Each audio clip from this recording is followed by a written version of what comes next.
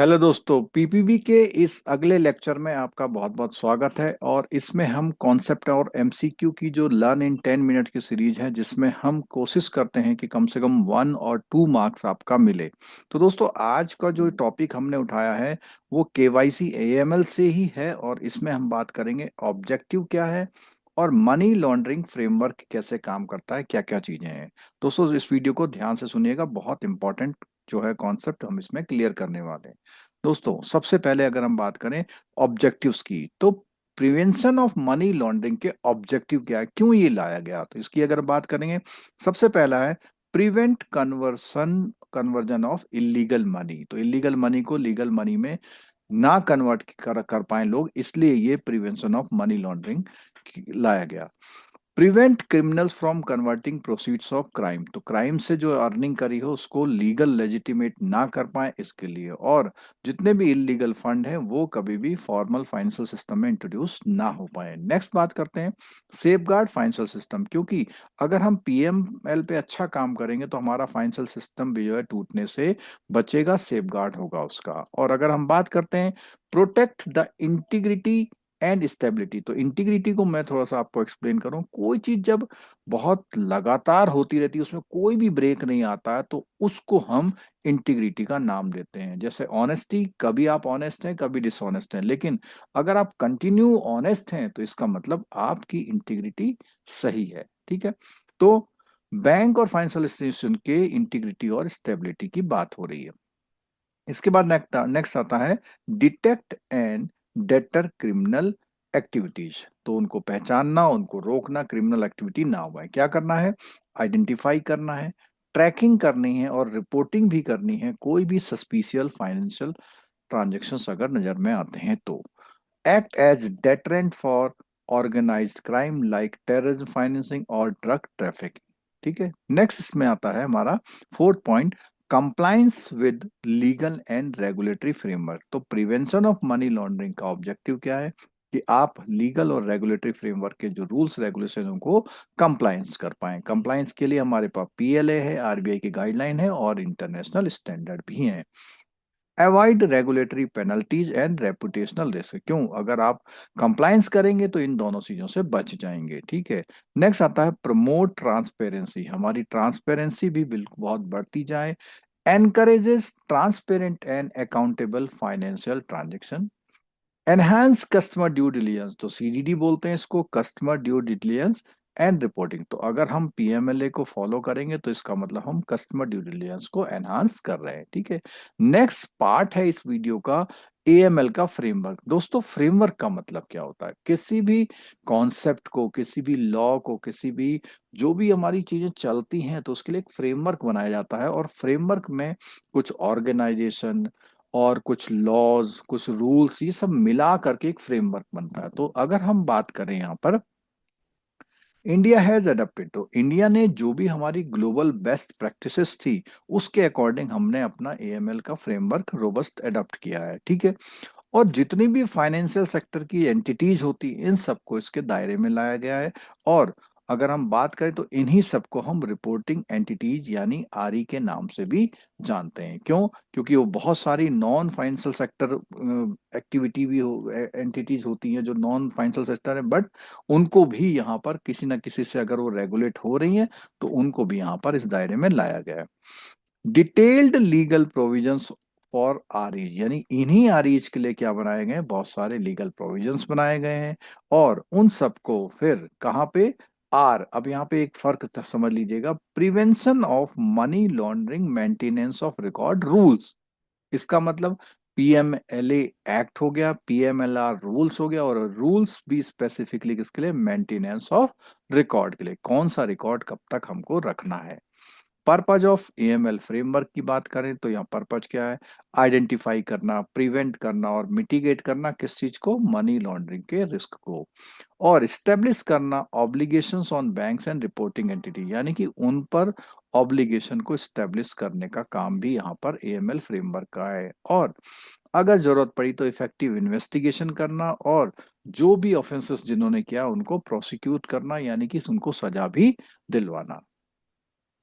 अब दोस्तों AML framework पर डिटेल से बात करते हैं। तो एएमएल फ्रेमवर्क में अगर हम बात करेंगे तो कौन कौन से की कंपोनेंट एएमएल फ्रेमवर्क में आते हैं।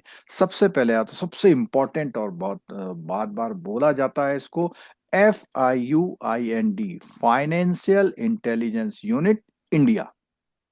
क्या करती है? रिसीव करती है information about various financial transaction from certain businesses. तो जितने भी बिजनेसेस कैटेगराइज किए गए उन सब से इंफॉर्मेशन लेती है, चाहे वो बैंक हो या फाइनेंशियल इंस्टीट्यूशन हो। Also has supervisory power. अगर क्वेश्चन आता है तो आपको बताना होगा कि FIUIND is the having the supervisory power over the business entities that are subject to. जितने भी PMLA के सब्जेक्ट में हमारे बिजनेसेस आते हैं या उनके अमाउंट हैं, उनको सबको सुपरवाइज करने का काम भी FIUIND करती है।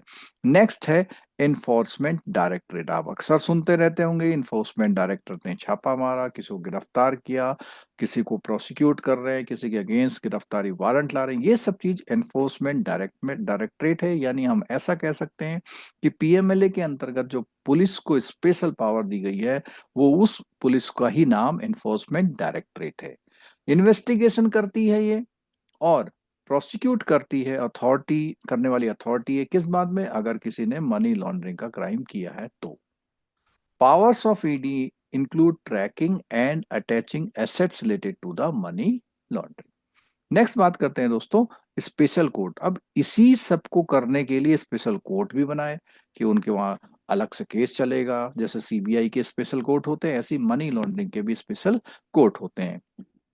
किस काम के लिए? For adjudication. तो बेसिकली जो जुडिशियली प्रोसेस होता है उसको हम एडजुडिकेशन बोलते हैं, of cases pertaining to money laundering. उन सबको यही डील करते हैं।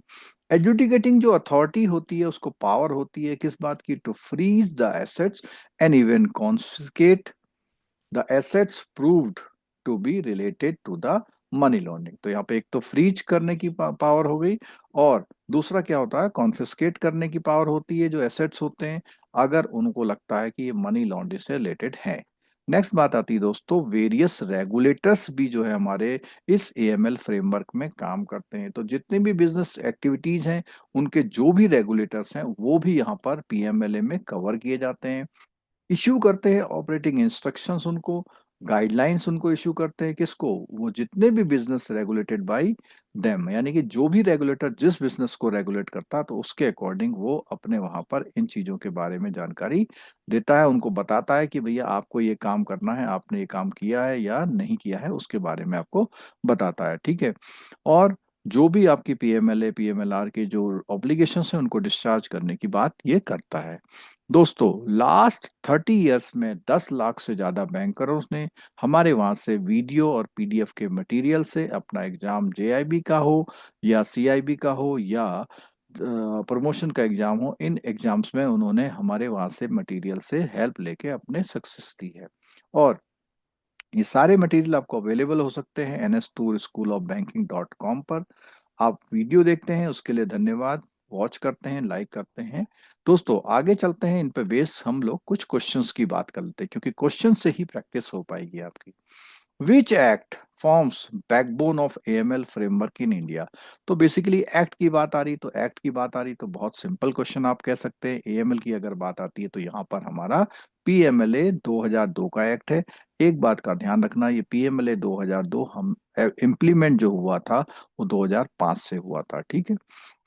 नेक्स्ट क्वेश्चन पे आते हैं। Money laundering offence include involvement in proceeds of crime even if money is projected as untainted the offences. तो यहाँ बेसिकली बात कर रहे हैं कि वो जो प्रोसीड्स ऑफ क्राइम का जो इन्वॉल्वमेंट होता है उसमें मनी लॉन्ड्रिंग का ऑफेंस इंक्लूड करना है, चाहे जो वो मनी है वो उसने यूज ना करी हो। तो ऑफेंस क्या है? वन टाइम ऑफेंस माना जाएगा, सिविल ऑफेंस माना जाएगा, कंटिन्यूइंग ऑफेंस माना जाएगा या कंपाउंडेबल ऑफेंस माना जाएगा। तो ये इसके लिए आपको क्या जरूरी है?